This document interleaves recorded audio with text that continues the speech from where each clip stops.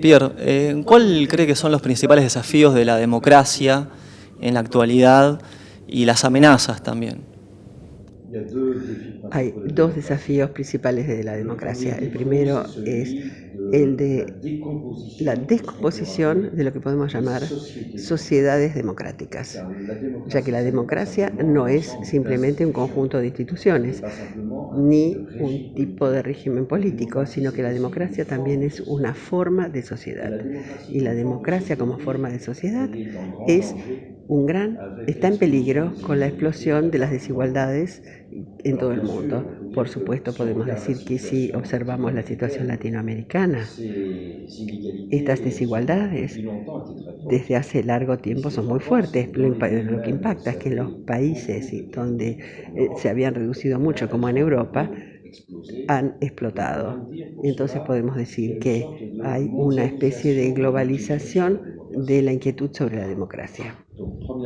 Entonces, en primer lugar, la democracia como forma de sociedad es una primera manifestación, es que el tejido social se está descomponiendo, que el hecho de eran sociedades de iguales, de similares, pero esto ya no se manifiesta así, sino a través de formas de separatismo o de diferencias considerables entre quienes tienen todo y quienes tienen casi nada. Esta es la primera de las manifestaciones. Y la segunda manifestación es que los ciudadanos están desencantados de los regímenes democráticos, porque cada 4 años o cada 5 años dan un permiso de gobernar, pero luego aquellos que tienen el permiso de gobernar no gobiernan como se esperaba, se refugian y ya no apelan más a los ciudadanos. Entonces, cuando se otorga una licencia de conducir, luego uno tiene que respetar las rutas, por ejemplo, las reglas. Y si no se respeta el código, se le puede quitar el permiso, la licencia. El permiso de gobernar no se respeta luego el código vial, pero no se le retira el permiso de gobernar. Se espera hasta las siguientes elecciones. Es decir, que los ritmos de la democracia ya no corresponden a lo que espera el ciudadano. Una democracia en la cual el ciudadano es activo cada 5 años se considera como algo antiguo. La democracia hay que encontrar modos para que haya formas de democracia más continuadas, democracias permanentes, porque la democracia no es simplemente el voto, sino que también es la expresión de ideas, es también el control de los gobernantes, es ver que los poderes rindan cuentas. También es poder vigilar a aquellos que nos gobiernan. Había un gran sabio griego, Bantam, que decía, hay dos órganos en la democracia, la voz y el ojo. Y decía, bueno, en las democracias se le dio lugar a la voz porque la hoja para votar, eso es la palabra, la voz de la palabra. Las manifestaciones en la calle, las peticiones, también es la palabra. Y toda la democracia organizó la voz del pueblo, pero el ojo, la mirada también es importante. El ojo del pueblo es tener una mirada sobre los poderes. El ojo del pueblo es ser capaz en alguna medida de juzgar, apreciar, rendir cuentas. Entonces creo que ahí vemos que se necesita hoy desarrollar una sociedad más igualitaria en primer lugar, pero también desarrollar una democracia más permanente en la que la actividad de los ciudadanos no sea solamente votar, sino que sea la toma de poder, de formas de control, de vigilancia, todo esto podría esbozar a una democracia más activa. Y este es un desafío muy difícil, porque hasta ahora todas las instituciones democráticas, por ejemplo, para simplificar, el poder ejecutivo, el legislativo y el judicial, no bastan.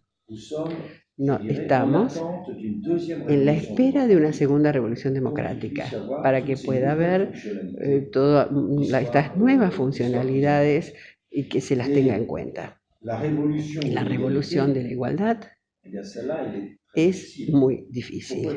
¿Y por qué? Porque si no hay pruebas que se pasan en común, es muy difícil justificar un impuesto, por ejemplo, que haya más impuestos. En el momento de la Segunda Guerra, Estados Unidos tenía una tasa marginal superior de impuesto a las ganancias de 92% y hoy tienen 20%. Entonces, habría necesidad de refundar en alguna medida la legitimidad de la fiscalidad. Y para que esto sea legítimo, tiene que haber una sensación de que haya una sociedad en común. El impuesto es algo que da solidaridad, una solidaridad débil. El hecho de que los ciudadanos se sientan alejados unos de otros no dispone a un esfuerzo fiscal. Si se requiere un esfuerzo fiscal, se necesita una sociedad más solidaria, en donde las gentes no vivan separadas unos de otros, que no se ignoren mutuamente, que no sean gente que vive en ciudades separadas. Hoy podemos decir que hay el mundo de los ricos, el mundo de los pobres, el mundo de los muy pobres, y son todos mundos separados.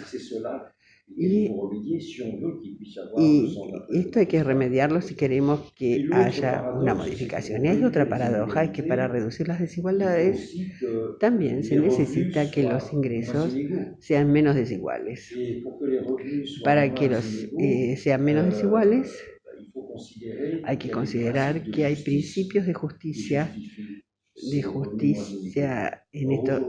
Hoy hay toda una visión del mérito que hace que se piense que con el mérito se justifica cualquier desigualdad. Grandes futbolistas del mundo dicen: gracias a mi pie de oro o a mi cabeza de oro yo gano decenas de millones de euros o de dólares. Entonces esto es normal que ellos sean ricos. Hoy si alguien inventa una patente, un producto, una patente y crea Facebook, es normal que yo sea uno de los hombres más ricos del mundo. Y también esto es lo que hay que interrogar. Entonces, la remuneración no puede simplemente basarse en la capacidad de capturar la innovación o la capacidad de capturar los ingresos de un mercado a causa de su posición preeminente.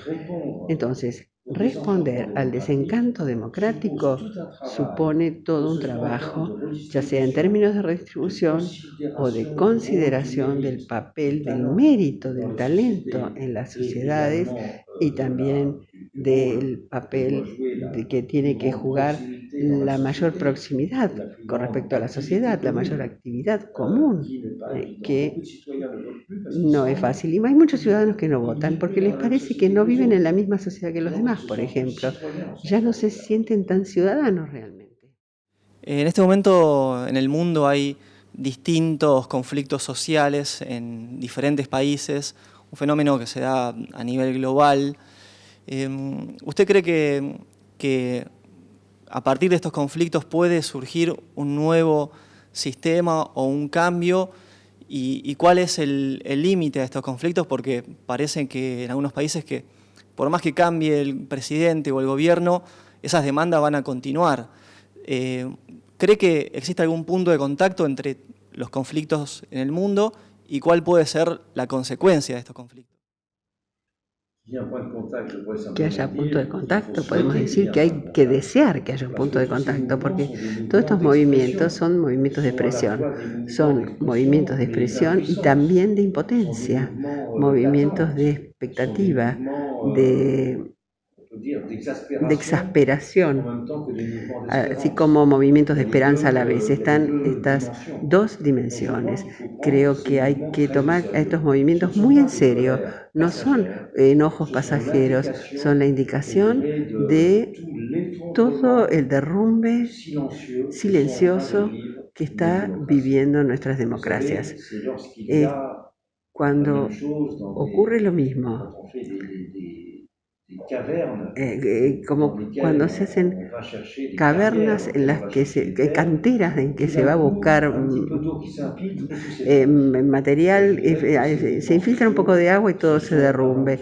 Entonces, estos movimientos sociales son señales de alerta ante todo. Hay que tomarlos muy en serio y no hay que esperar solo que se calmen, porque son movimientos sociales que son pedidos de auxilio para reparar nuestras democracias, hacerlas más vívidas como régimen, pero también más solidarias como forma de sociedad. Le pido un análisis o su evaluación del conflicto puntualmente en Francia de los chalecos amarillos. Hay puntos en común porque ya sean los chalecos amarillos o las revueltas en el Líbano o en Irak o en Brexit en Gran Bretaña o lo que está ocurriendo en Argelia o en Chile. Presentan vínculos en común, no son movimientos sociales tradicionales y se articulan en torno de reivindicaciones negociables que pueden estar inscriptas en una estrategia de expresión, de constitución de relación de fuerzas, pero ante todo son movimientos de expresión. Son movimientos de expresión que no pretenden convertirse en movimientos que pudieran reducir su ambición a algunas reivindicaciones limitadas, sino que son como movimientos sin fronteras.